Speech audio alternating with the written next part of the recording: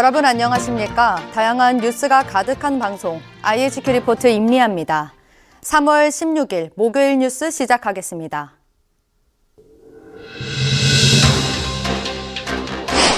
윤석열 대통령이 한일 정상회담을 위해 오늘 오전 일본 도쿄 땅을 밟았습니다.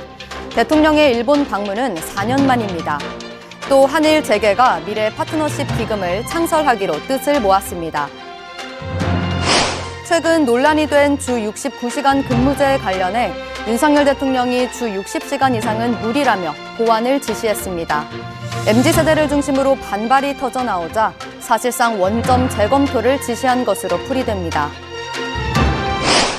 북한 문화교류국 지령을 받아 반정부 투쟁을 벌여온 혐의로 이른바 창원 간첩단 일당 4명이 재판에 넘겨졌습니다. 검찰은 이들이 2016년부터 캄보디아 등 동남아에서 여러 차례 북측 공작원을 접선하고 공작금까지 받은 걸로 보고 있습니다. 한 달 넘게 이어진 SM 인수전에서 하이브가 결국 발을 빼면서 막을 내렸습니다. 이에 대해 방시혁 하이브 의장이 개인적으로 아주 만족한다며 공식 석상에서 처음으로 입을 열었습니다. 얼마 전 파산한 미국 실리콘밸리 은행에 국민연금이 투자한 돈이 당초 예상한 300억 원보다 더 많은 것으로 나타났습니다. 국민연금이 투자한 금액은 주식과 채권을 합쳐 총 1,400억 원에 달합니다.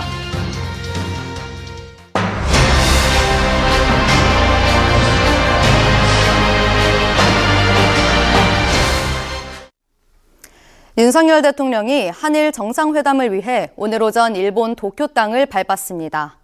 대통령의 일본 방문은 4년 만인데요. 윤 대통령은 기시다 일본 총리와 만나기에 앞서 제1동포 77명을 만났습니다.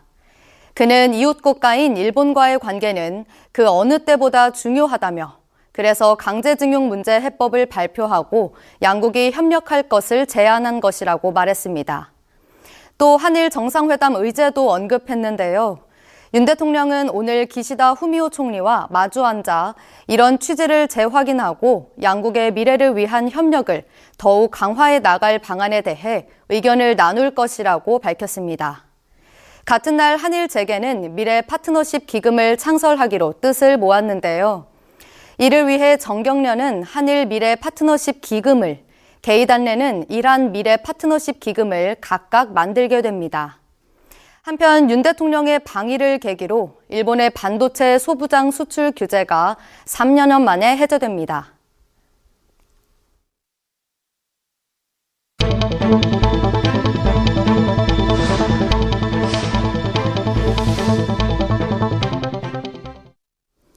최근 논란이 되는 근로시간 유연화 정책과 관련해 윤석열 대통령이 주 60시간 이상은 무리라며 보완을 지시했습니다. 안상훈 사회수석은 오늘 용산 대통령실에서 대통령은 연장 근로를 하더라도 주 60시간 이상은 무리라는 인식을 가지고 있다며 이같이 전했는데요. 고용노동부가 지난 6일 입법 예고한 노동시간 유연화는 현행 주 52시간제를 최대 주 69시간까지 일하도록 바꾸는 법안입니다. 그러자 MZ세대를 중심으로 장시간 노동이 일상화되는 것 아니냐는 반발이 터져 나왔고 MZ세대 노조인 새로고침은 지난 9일 정부의 법 개정 추진에 대해 반대하는 성명을 냈습니다. 결국 윤 대통령은 여론이 악화하자 근로시간 유연화 법안 추진을 재검토하라며 MZ세대의 우려를 반영하고 더 설명하고 더 소통하라고 지시했습니다.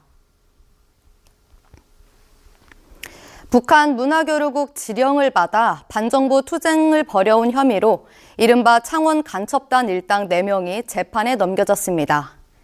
검찰은 이들이 2016년부터 캄보디아 등 동남아에서 여러 차례 북측 공작원을 접선하고 공작금까지 받은 걸로 보고 있는데요. 또 6년 넘게 북한 공작원들에게 대한민국 정부를 비난하고 여론 분열을 조장하라고 지령받은 뒤 국내 정세 등을 수집해 북측에 보고한 것으로 공안당국의 조사 결과 드러났습니다.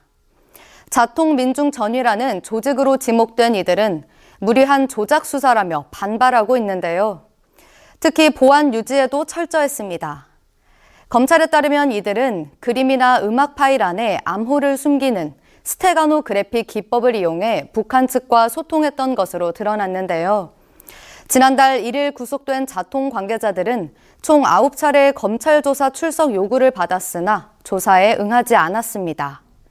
검찰은 이들이 실제로 지령을 이행했는지와 함께 방첩당국에서 넘겨받은 나머지 1명에 대한 수사도 이어나갈 예정이라고 밝혔습니다.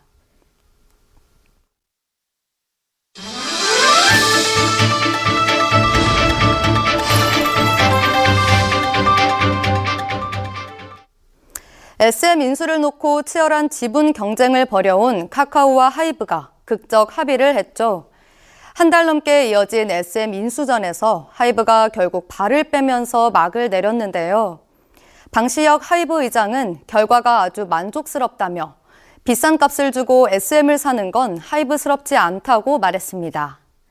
그러면서 한 달 넘게 괴로워했던 아티스트와 팬들에게 사과의 뜻을 전했는데요. 앞서 하이브는 지난해 하반기쯤 SM 인수 작업에 착수했습니다. 이후 카카오도 뛰어들면서 주가는 급등했고 이수만 씨 지분에다 공개 매수 물량까지 더해 안정적인 경영권을 확보하려던 하이브의 계획은 실패했습니다. 카카오가 더 높은 값을 불렀고 하이브는 결국 인수를 포기한 건데요. 공식 석상의 모습을 드러낸 방 의장은 졌지만 잘 싸웠다는 뜻의 젖잘싸로 보는 분들도 있겠지만 우리 미래의 가장 중요한 축인 플랫폼에 관해 카카오와 합의를 끌어내 개인적으로는 아주 만족하고 있다며 소회를 밝혔습니다.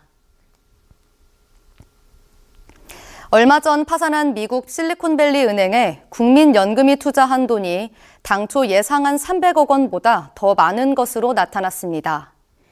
국민연금은 지난해 말 기준으로 실리콘밸리 은행 그룹 주식에 2,300만 달러를 직접 투자하고 7,300만 달러를 위탁 투자한 것으로 확인됐는데요. 우리 돈으로 1,218억 원 규모입니다. 게다가 채권에 위탁 투자한 171억 원까지 더하면 총 1,400억 원에 달하는데요. 문제는 예금과 달리 이런 투자금은 보호를 받지 못한다는 겁니다. 주식은 현재 거래 정지돼 투자금 회수가 불가능한데 예금의 경우 미국 정부가 전액 보장하지만 투자 목적인 주식이나 채권은 보호 대상이 아니기 때문입니다. 국민연금은 SVB 거래가 정지되며 매도할 기회를 갖지 못했다며 거래 재개가 될 경우 제3자 인수 조건 등을 보며 매도 또는 보유 여부를 판단할 예정이라고 밝혔습니다.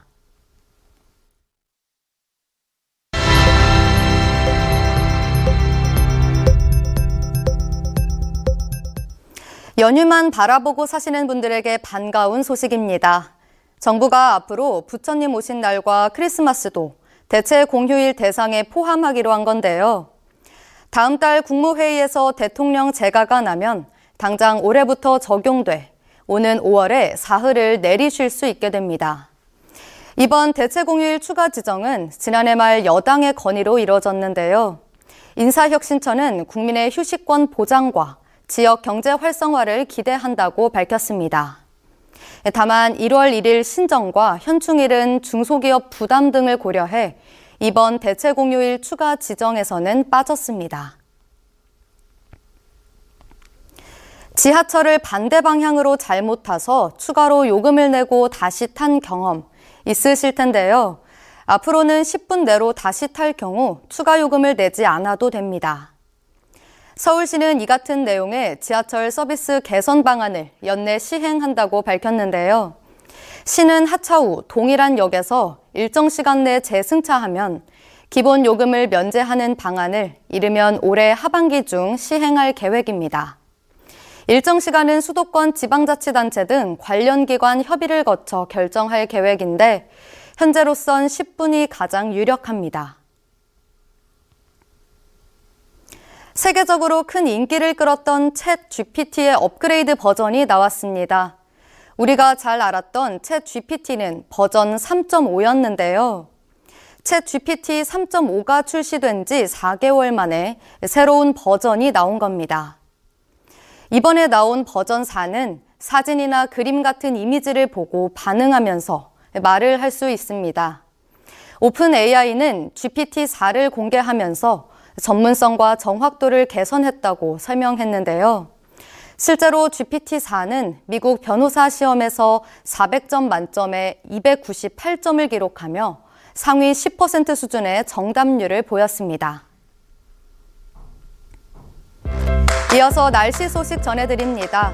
금요일인 내일 오전에는 다소 쌀쌀하다가 오후에 날씨가 풀릴 전망입니다. 제주도는 비 소식이 있습니다. 기온은 춘천 영하 3도, 수원 0도, 서울, 안동, 대전이 1도로 예상됩니다. 오늘 준비된 뉴스는 여기까지입니다. 이상으로 IHQ 리포트 마치겠습니다. 시청해주신 여러분 고맙습니다.